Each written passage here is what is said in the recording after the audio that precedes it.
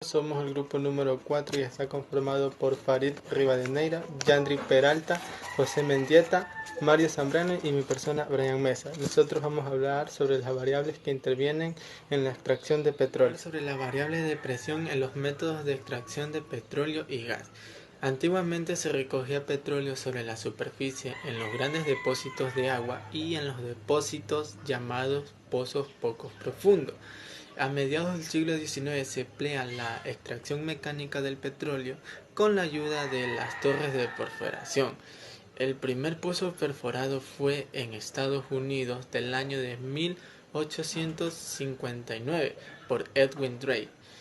En los yacimientos petrolíferos del subsuelo existen ciertas fuerzas materiales latentes que permiten el flujo del petróleo desde la roca que lo contiene al hoyo donde se encuentra el petróleo, o sea, donde vamos a acumular el petróleo. Y los valores, los factores que intervienen en esto son los siguientes: la expansión de la presión de la carga del gas que se encuentra sobre el petróleo, el empuje originado por las aguas marginales que se encuentran debajo del petróleo y el drenaje por la gravedad.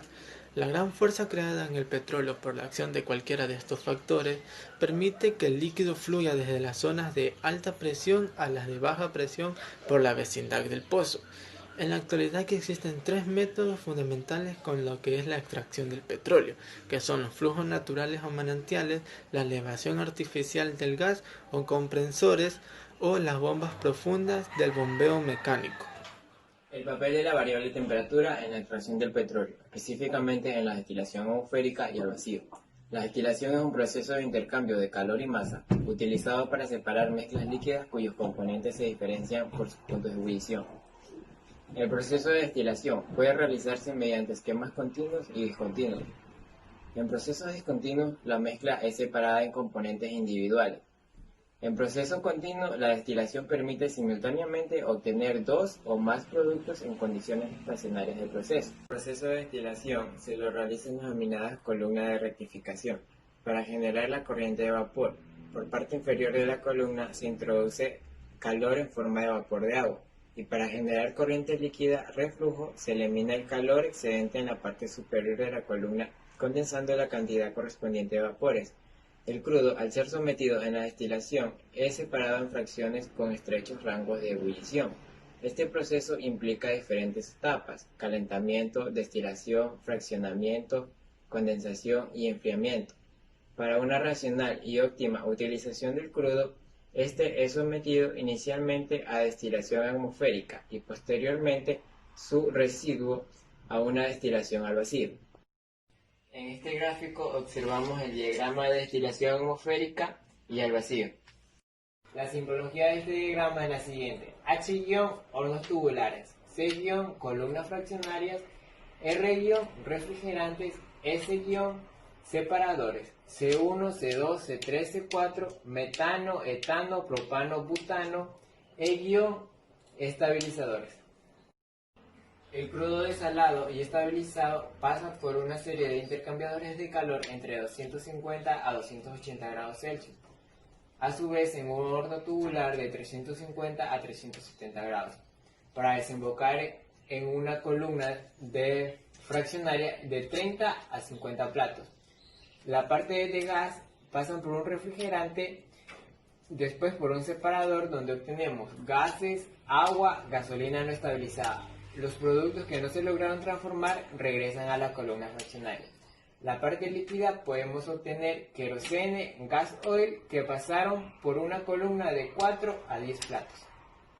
La destilación al vacío se da con el crudo reducido, que es calentado en un horno tubular a 400 grados centígrados. Desemboca en la columna fraccionaria, donde tenemos gas óleo liviano y pesado, también residuos y asfaltos. A su vez tenemos gases que pasan por una serie de estabilizadores de calor. Cabe recalcar que toda la destilación al vacío se da a una presión de 20 a 40 milímetros de mercurio. Buenas tardes, mi nombre es José Alberto Mendieta Vera. Voy a hablar sobre los productos obtenidos y sus variables del tiempo. El primer producto obtenido es el gas. Los gases formados en esta unidad tienen diferentes usos. El metano y el etano son utilizados como combustibles de refinería.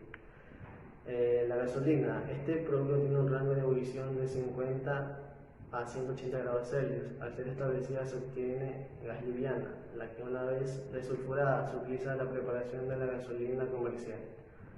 Gasolina pesada es utilizada como carga de unidad de reformado catalítico para producir gasolinas de alto octanaje y aromáticos. Querosene tiene un intervalo de ebullición de 180 a 315 grados Celsius y se utiliza para elaborar combustibles para reactores. Gas oil lleva un rango de 315 a 360 grados Celsius. El gas oil liviano sirve de carga para las unidades de craqueo catalítico e hidrocraqueo para producir gasolinas de alto octanaje. Crudo reducido es el reducido de la unidad de destilación atmosférica con punto de ebullición mayor a 350 grados Celsius. Puede ser utilizado como combustible para calderas o como carga para la unidad de destilación al vacío o de fraccionamiento catalítico e hidrocraqueo. Asfalto es el residuo de la unidad de destilación al vacío. Bueno, yo les hablaré acerca del proceso de desintegración térmica o proceso de desintegración, el cual nos ayuda a obtener productos más pequeños que el petróleo, que son derivados del petróleo, obviamente, como la gasolina. Mi compañero con anterioridad ya nombró algunos, pues bueno, yo les diré por medio de este paso cómo se haría.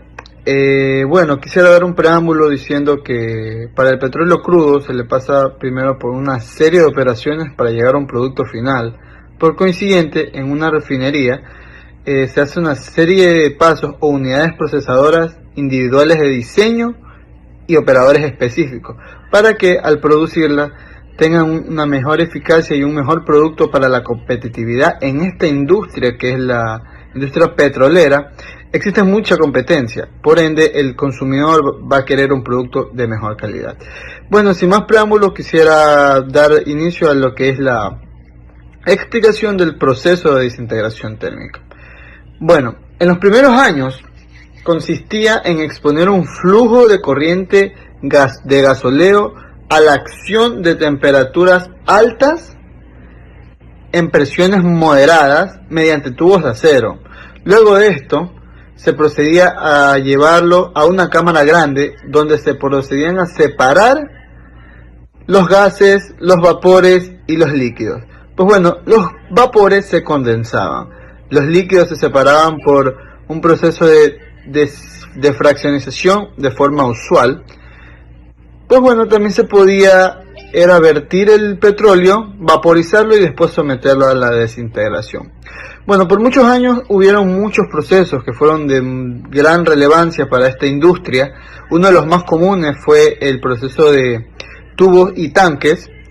Pero bueno, al pasar en la actualidad, las industrias tuvieron que cada vez ser mejores por la competitividad y sacaron, o mejor manipulan ahora un proceso diferente que es el proceso de catalización o proceso catalítico, el cual no es más que la desintegración térmica en presencia de un catalizador. Bueno, aquí yo puedo mencionar lo que es la variable de tiempo, porque con este proceso, ¿qué hacen las industrias? Las industrias van a poder tener un mejor producto, eficacia, calidad en menos tiempo. Muchas gracias. Cracking catalítico en el proceso de la extracción del petróleo consiste en la descomposición de hidrocarburos de alto peso molecular. Y esta descomposición manifiesta dos elementos como el carbono y el hidrógeno molecular. El término catalítico hace referencia ya que interviene mucho lo que es la catalización. ¿Qué es la catalización? La catalización tiene la capacidad de jugar con las velocidades de la reacción química, ya sea que la puede hacer demasiado rápida o como la puede hacer demasiado lenta. A continuación les voy a mencionar las tres primeras etapas del proceso del craqueado catalítico. La primera es la destilación. La destilación, el crudo es ingresado a un tanque de destilación en el cual se separan sus diferentes componentes que lo conforman, depositando los más pesados en la parte inferior y los más ligeros en la parte superior. La segunda etapa se llama reactivo.